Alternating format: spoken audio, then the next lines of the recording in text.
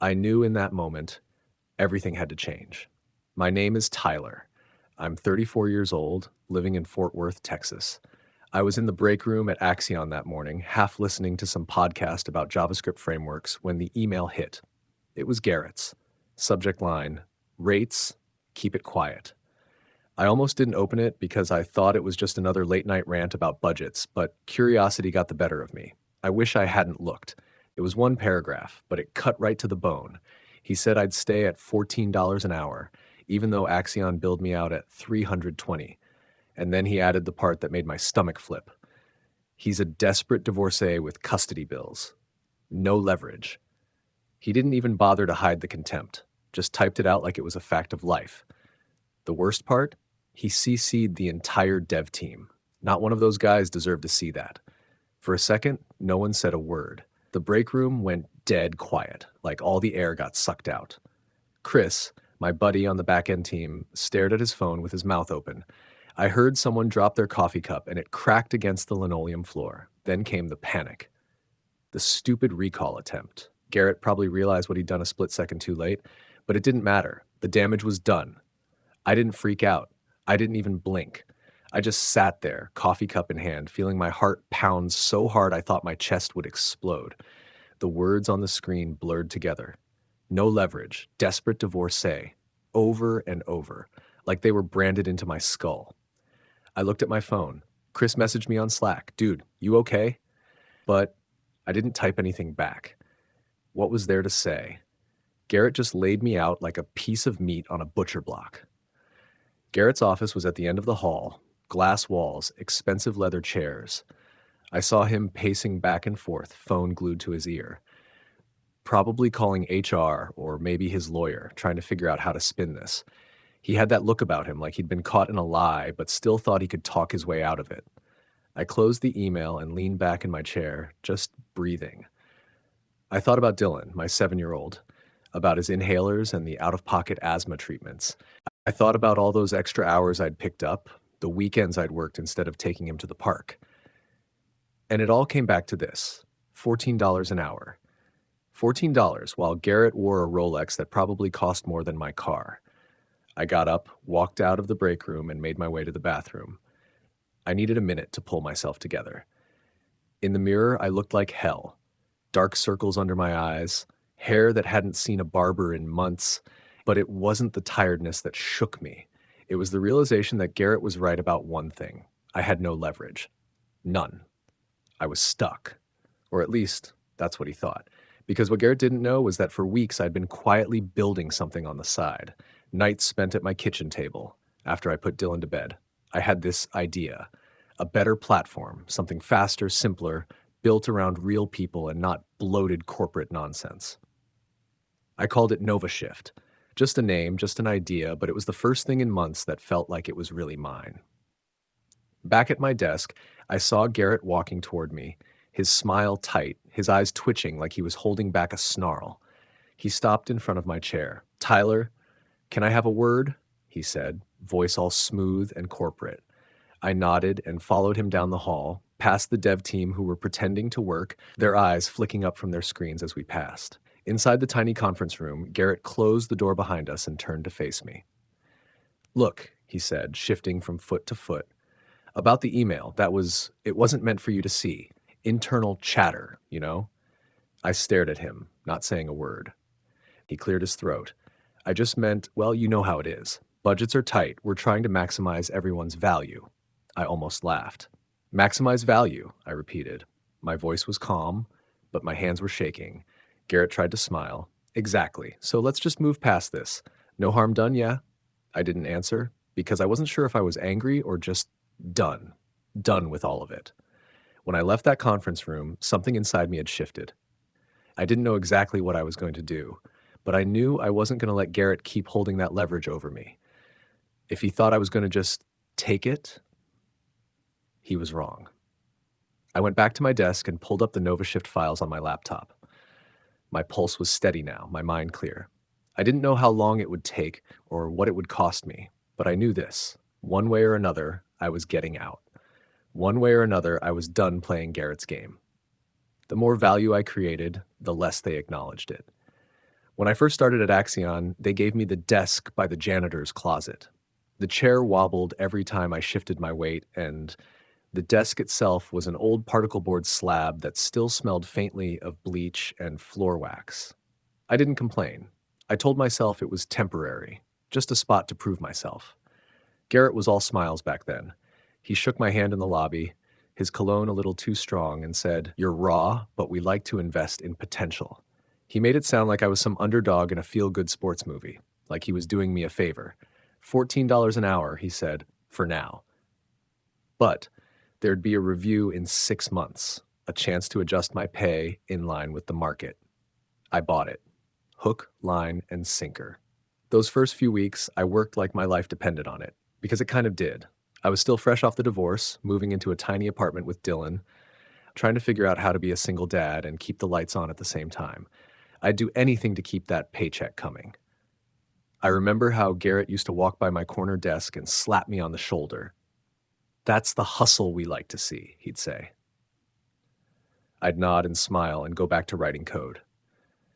Pretty soon, I wasn't just fixing bugs or adding little features. I was rebuilding the back-end tools their senior devs wouldn't even touch. I was the guy they called when a client demanded something in 2 days that should have taken 2 weeks. I said yes every time, because I didn't think I had a choice. The thing that really messed with me, the clients noticed. They started asking for me by name. Tyler, that quiet guy in the corner, he's the one who made the system finally work the way it was supposed to. I didn't know it then, but they were paying $320 an hour for my time. $320. And I was taking home 14. 6 months in, I asked about that review. I still remember the way Garrett looked at me, like I'd farted in a church. He laughed, leaning back in his leather chair. "Review? Oh, that's been pushed back. Budgets are tight. You know how it is." Budgets. That word became his favorite excuse. Budgets were tight, but his Rolex was new. Budgets were tight, but his nephew was suddenly on the payroll as a consultant, getting paid double what I was for half the work. I tried to push it out of my head, but the resentment kept creeping in. Every time I fixed another critical bug, every time I saved another deadline, I'd think about that number, 320. And every time I got my paycheck, I'd think about 14. I remember one Thursday afternoon sitting at that corner desk with my earbuds in, debugging a huge mess left by some senior dev who'd already moved on to a better gig. Chris walked by and clapped me on the back. "You're a machine, man," he said, shaking his head. "If I were you, I'd be asking for a raise every day." I laughed, but it wasn't a real laugh. "I did," I said. "You know what Garrett said? Budgets." Chris just sighed. "He's full of it, Tyler. You've been carrying half this project on your back." I knew he was right, but what could I do? I had no leverage. Garrett had made sure of that. A few weeks after that, I found out he canceled the 6-month review altogether. Didn't even bother to tell me in person. Just an update in the company's Slack channel, buried under a bunch of other HR announcements. "We're postponing all performance reviews until next quarter. Next quarter turned into next year, and next year turned into never." But I kept working, because I had to. For Dylan, for rent, for groceries, for asthma inhalers and field trip fees, and every other thing that felt like it would break me if I dropped the ball.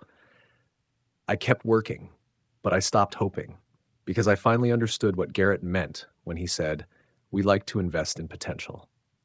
He meant potential to make him money, potential to keep him at the top while I stayed in the corner, head down, grateful for scraps.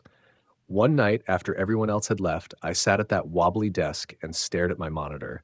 My code was clean. My commits were perfect, and none of it mattered. I thought about that first day, how Garrett had promised me that review, how he'd said I had potential. And I realized it wasn't about potential at all. It was about leverage, and I was done pretending I didn't know that.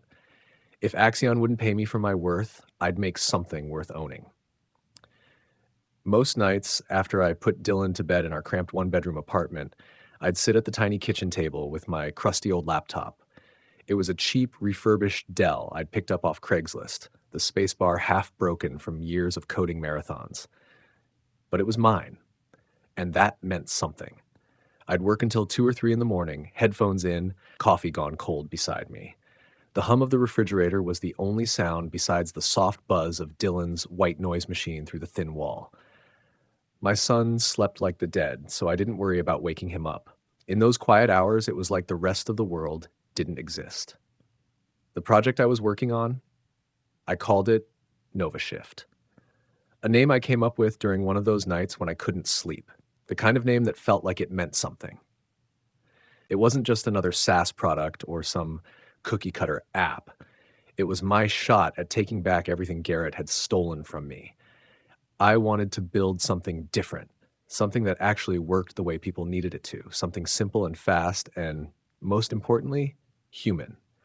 A system that didn't treat users like a data point in a spreadsheet, something that put real people first. I couldn't do it alone. That's where Adrian came in. He was a UX guy I'd met a few years back at a tech meetup.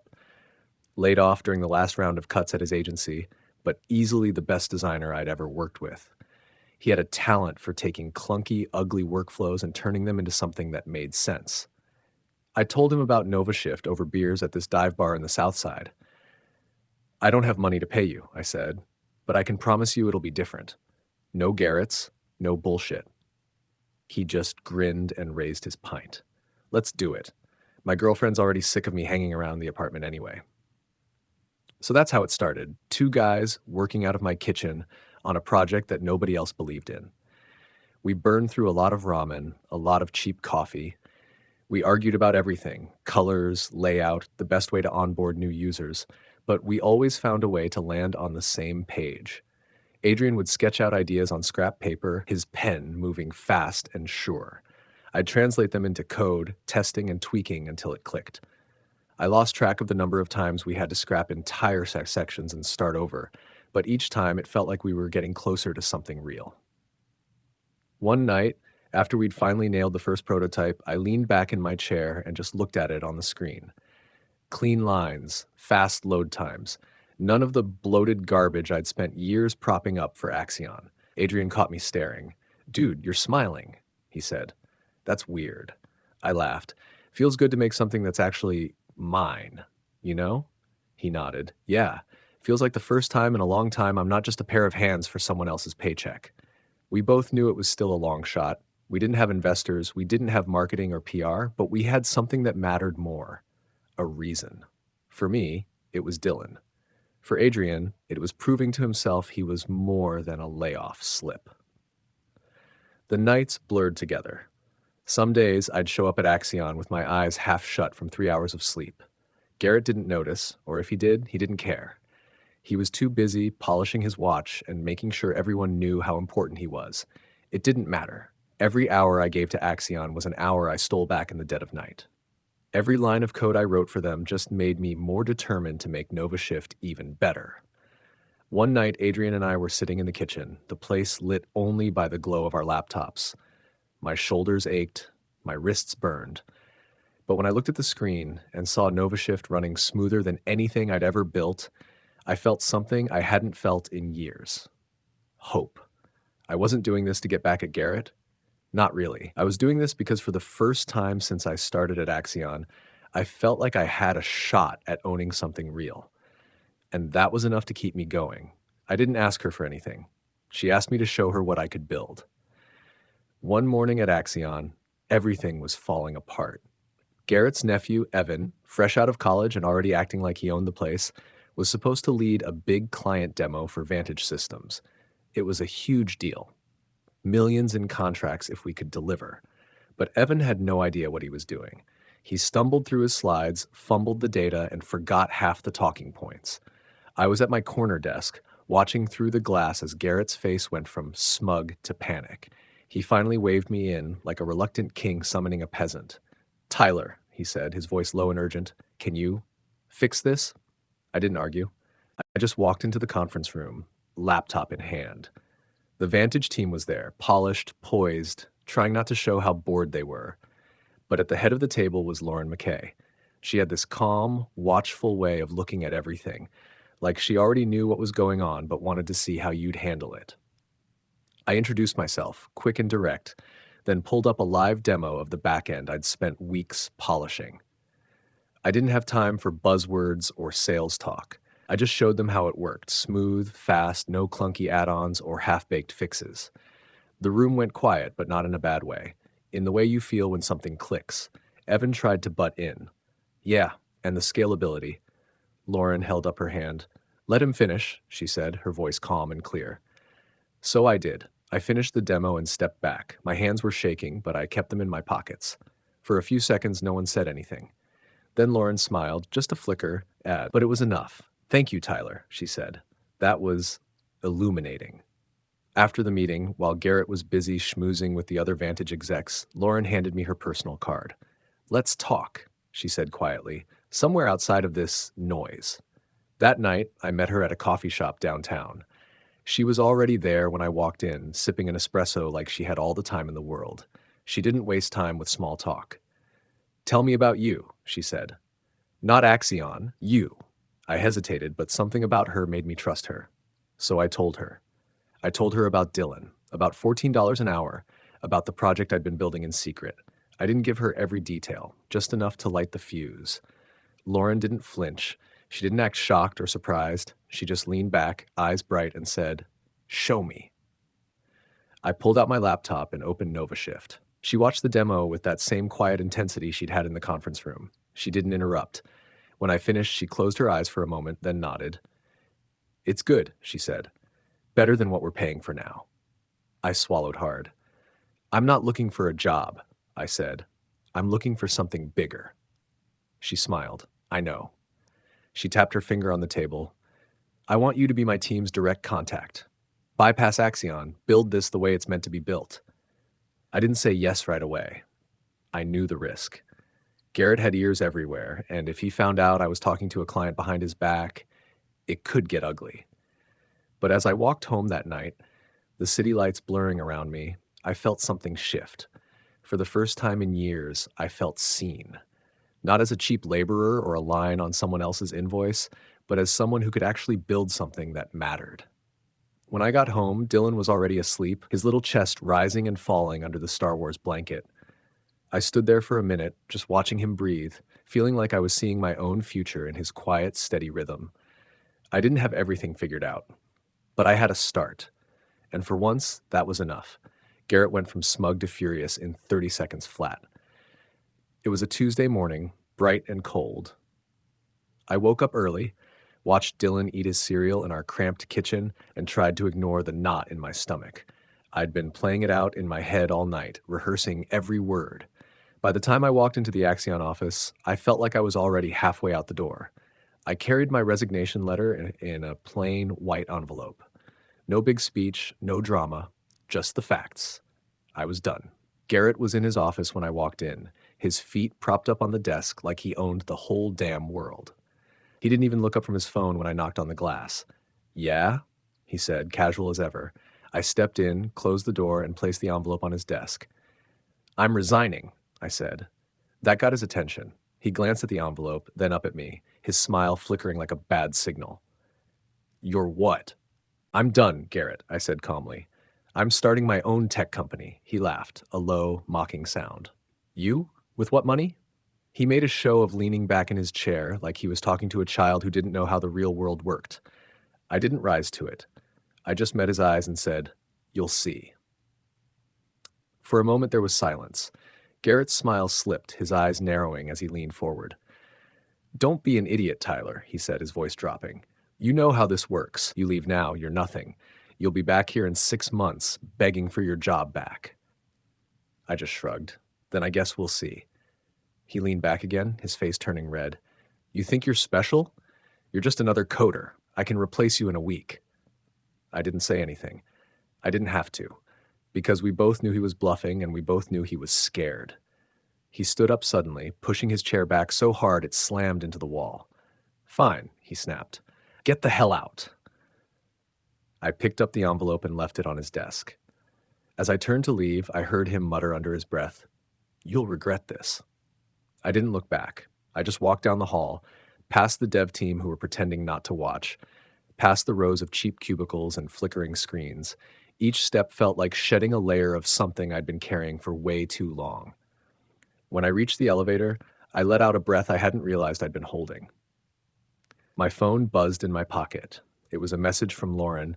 "Let me know when you're free. We're ready to move." As the elevator doors closed, I caught one last glimpse of Garrett through the glass walls of his office. He was already on the phone, his face pale and pinched. I could practically hear him telling the board there was nothing to worry about, that everything was under control. But he knew. He knew something had shifted, and no amount of smooth talk was going to stop it. I stepped out into the cold winter air, feeling the weight of the last few years slip off my shoulders. I didn't have a fancy office or a corporate title anymore, but I had something better. I had freedom. And for the first time in a long time, that was enough.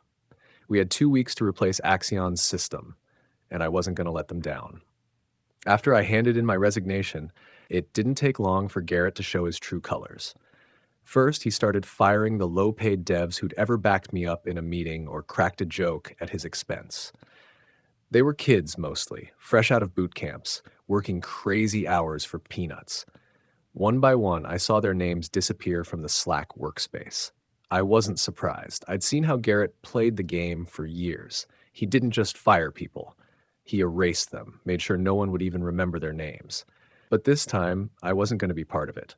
I spent a day backing up my personal files, watching the chaos unfold like a bad soap opera. The dev chat was a ghost town, no memes, no jokes, just a silent row of green dots, everyone too afraid to speak. It felt like the place was already a ruin, even though no one had moved out yet. Then Garrett pulled his next move. He sent his clueless nephew, Evan, to shadow me. Evan tried to play it cool, acting like he was just there to learn the ropes. But he didn't even bother to hide the clipboard where he was scribbling down everything I did. I played along, showed him the public-facing stuff, the things he could have figured out from the manuals anyway. But the real magic? That was mine.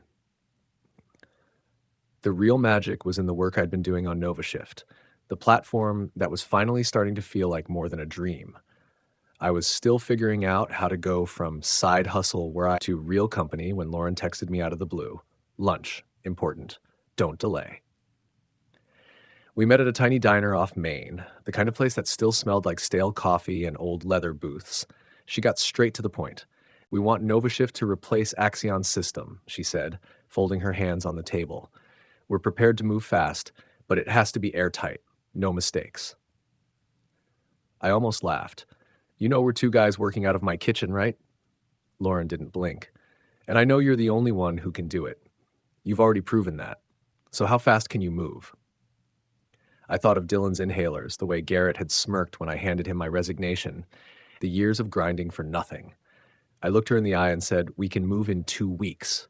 She smiled. "Then let's get started."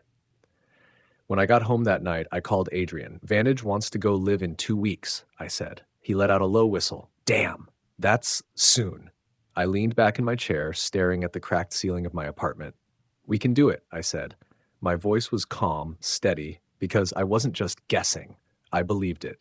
The next 2 weeks were a blur. Adrian and I worked around the clock. We lived on bad coffee and takeout, our laptops overheating in the cramped kitchen. Dylan would peek in sometimes, rubbing sleep from his eyes. "Are you still working, Dad?" he'd ask, his voice small and soft. "Just a little longer, buddy," I'd say. "It's important." And it was. Because for the first time in my life, I wasn't working for someone else's bottom line. I was building something real, something I could be proud of. Of course, Garrett didn't take it lying down. Word got out that Vantage was about to cut ties with Axion, and he lost it. He offered them a massive discount, practically begged them to stay. But Lauren shut him down.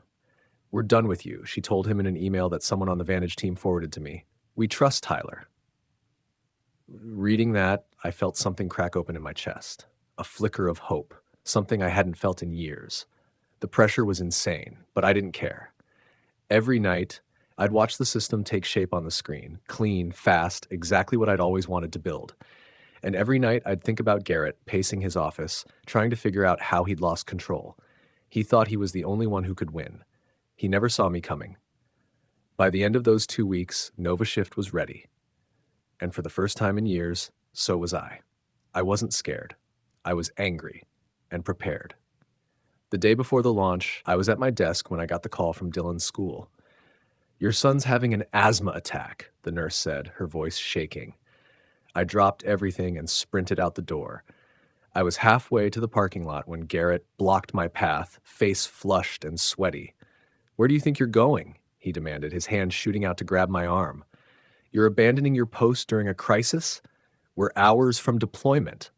My kid can't breathe, I said, my voice cold and calm. Move. For a second, he didn't budge. Then he must have seen something in my eyes because he stepped aside without another word.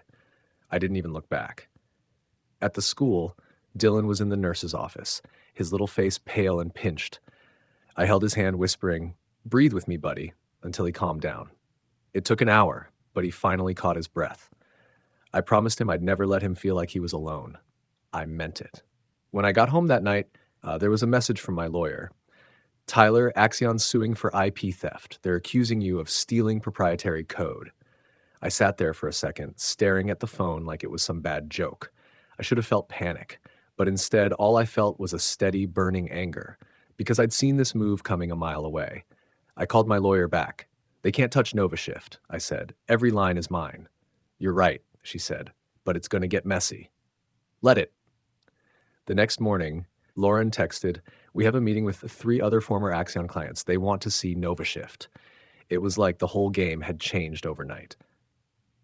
Garrett thought he could bury me with paperwork and threats, but his clients were already slipping through his fingers. At the office, Garrett tried to corner me again. He was all fake concern, telling me he was worried about my stability. I cut him off mid-sentence. "Garrett," I said, "this ends today." He laughed, but it was forced. "You think you're some kind of hero? You're a thief, Tyler, and I'm going to make sure everyone knows it." I just looked at him, really looked at him. Sweaty hairline, twitchy eyes, the expensive watch he didn't even pay for himself. And I realized he wasn't some unbeatable giant. He was just a scared man in a suit, trying to hold on to a throne he didn't deserve. "I'm not scared of you," I said, "and I'm not playing your game anymore." That afternoon, Lauren invited me to lunch with the other potential clients. They wanted to see the future, and I was ready to show them. I didn't have a fancy pitch deck or slick slideshows. I had NovaShift, a platform that was fast, clean, and honest. I let them play with it, click through every feature. I answered every question, no spin, no marketing nonsense. When I was done, there was a moment of silence. Then Lauren smiled. "You're ready," she said, and I believed her. I went home that night and sat with Dylan at the kitchen table, watching him draw with his crayons. He looked up and asked, "Are you still working, Slough?" "Dad?" "Not tonight," I said, ruffling his hair. "Tonight, I'm just here." And for the first time in a long time, I actually meant it, because tomorrow, NovaShift would go live. And Garrett? He was about to find out exactly how much leverage I'd really been building. Suddenly, I wasn't just building software, I was building a movement. The next 48 hours were a blur. Adrian and I worked like madmen, pushing out the final tweaks and fixes. The system had to be perfect. I didn't want to just replace Axion's clunky old platform. I wanted to blow it out of the water. On the day of the launch, we moved Vantage systems to NovaShift in under 2 days. No downtime, no errors, just a clean handoff from the mess they'd been stuck with. When I saw that first login screen flicker to life on their end, simple, intuitive, exactly what they'd been promised, I felt like I was finally breathing after years of drowning. Lauren sent a message to our team chat, "Smoothest migration I've ever seen. This is going to make waves." She wasn't kidding. Within hours, my inbox was exploding. Other companies, ones who'd been fed up at Axion's bloated systems and broken promises, were reaching out. They didn't want another Band-Aid solution. They wanted something that worked, and NovaShift did, because it wasn't built for quarterly earnings reports or board presentations. It was built for the people who actually had to use it every single day. The attention was overwhelming. Venture capitalists started circling, trying to get in early, but I wasn't in a rush to sell out. NovaShift was mine, and I was finally in a place where I could decide how it grew and who got to be part of that story. Meanwhile, Axion's lawsuit hit the news. Garrett tried to paint me as a traitor, a thief who'd stolen proprietary code and left in the night. But then someone leaked that email, the one where he called me a desperate divorcee with no leverage.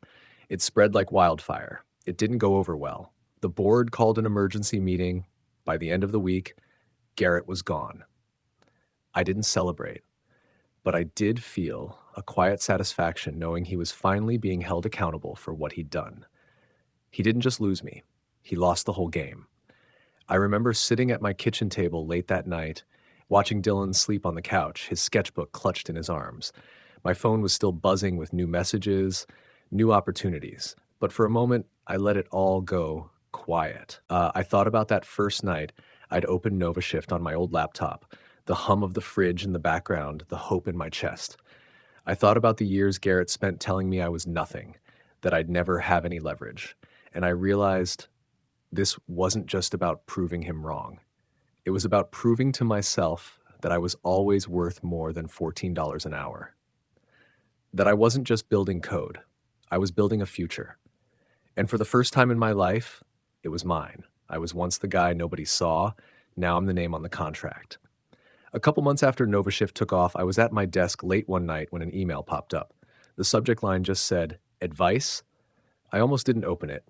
I was buried in code, fixing a last-minute bug before our next update. But something about it caught my eye. It was from a young developer, fresh out of college. His message was short, almost hesitant. "Hi, Tyler," it read. "I've been following NovaShift's story. I'm just stuck. How do you even start? How do you go from where you were to where you are?" I read it twice, then leaned back in my chair. It felt like the universe had circled back to remind me how far I'd come. I thought about those nights in my kitchen, the way my hands used to shake every time I thought of what I was risking, about Dylan, sleeping in the next room, and how that was the only thing that ever really mattered. I thought about Garrett's email calling me a desperate divorcee with no leverage, about the way the dev team had gone silent when they saw it, and about how that was the moment everything shifted. I typed out a reply. Simple, honest. "Start by knowing your worth," I wrote. "Then build something no one can ignore." I didn't say it to sound tough. I said it because it was the only thing that ever really saved me. These days, I don't chase revenge anymore. I chase impact. My work days are still long. Some nights I'm debugging until midnight, still fueled by bad coffee and stubborn hope. But it's different now. I'm not working to prove something to people like Garrett. I'm working to build something I'm proud to put my name on. Dylan has his own room now, covered in dinosaur posters and bright crayon drawings. He sleeps better these days. So do I. And NovaShift? It's just getting started. We're small, but we're growing. More clients, more devs who want to work with us because they see what we're trying to build. A platform that respects the people who make it work. Sometimes I catch myself at the office, pausing to watch the team gathered around a whiteboard, debating some new feature, their laughter echoing in the room. And I realize I'm not just a founder or a CEO. I'm the proof that you can get knocked down, get back up, and come out stronger on the other side. The pain made me, but the vision saved me. And that's the story I'll keep telling. For myself, for Dylan, for every young dev who's ever felt small, because I was once the guy nobody saw. Now I'm the name on the contract, and this time, I'm not going anywhere.